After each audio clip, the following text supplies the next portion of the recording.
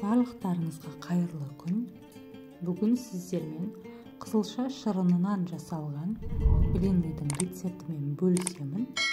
Видеоны толық қарап, менің арнама жазылуды ұмытпаңыздар. Бұл шырынды мен өз балаларыма дайындадым. Яғни арнайы аппараттан қызылшаны қабығынан ашып, қызылшаны пісірмеген күйінде аппараттан шығарып, балаларыма осы сокты бергім келген, бірақ олар ішпеді. Сондықтан да дәл осы шырыннан мен блинный жасап көргім келді, және ол рецепт ұнады. Сондықтан да сіздермен бөлісуді жөн көрдім. Олай болса, біздің блинныйымызға қажетті заттар: жұмыртқа, тұз және қант. Барлығын қосып араластырамыз.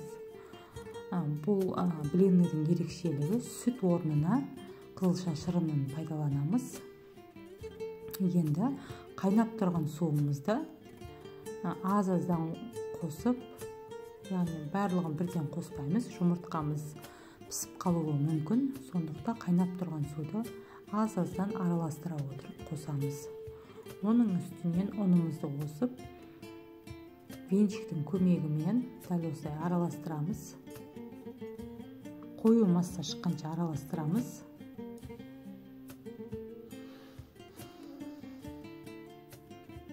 Көріп тұрғандарыңыздай қою болып шығады.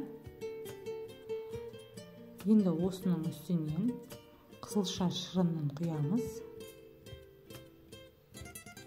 Көріп тұрғандарыңыздай қызылша шырынын құйдық және де араластырамыз.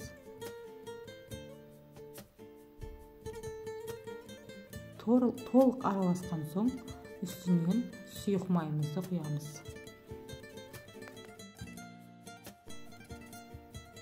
Міне араластырып алдық. Енді ас содасы мен сірке суын, яғни уксусты көпіршітіп, оны да массамыздың үстінен салып араластырып аламыз. Сұйық майымыз барлығы толық араласуы қажет. Міне көріп тұрғандарыңыздай осындай сұйықтық шықты. Енді табамызды майлап, блинныйымызды пісіріп бастаймыз. Табамызды кішкене қыздырып, үстінен сұйықтығымызды құямыз. Дәл осылай 1 минут шамасында орта отта пісіріп аламыз. Қан қысымы жоғары және есте сақтау қабілеті нашар адамдар, ас қорыту және ішек құрылысы бұзылған адамдарда осы қызылша шырынын күнделікті ішіп жүрсеңіздер, пайдасы өте көп. Осы қызылша шырынын жайында тағы да видео түсіретін боламын. Менің арнамды бақылап жүріңіздер, және де маған жазылмаған көрермен болсаңыздар, міндетті түрде жазылып алыңыздар. Күнделікті рецепттермен бөлісіп отыратын боламын. Міне біздің блинныларымыз дайын. Мен өзімде алғаш рет жасауым. Қып-қызыл болып шығады деп ойладым, бірақ дәл осылай болып шықты. Әдемілеп, сәндеп балаларыңызға ұсына берсеңіздер болады.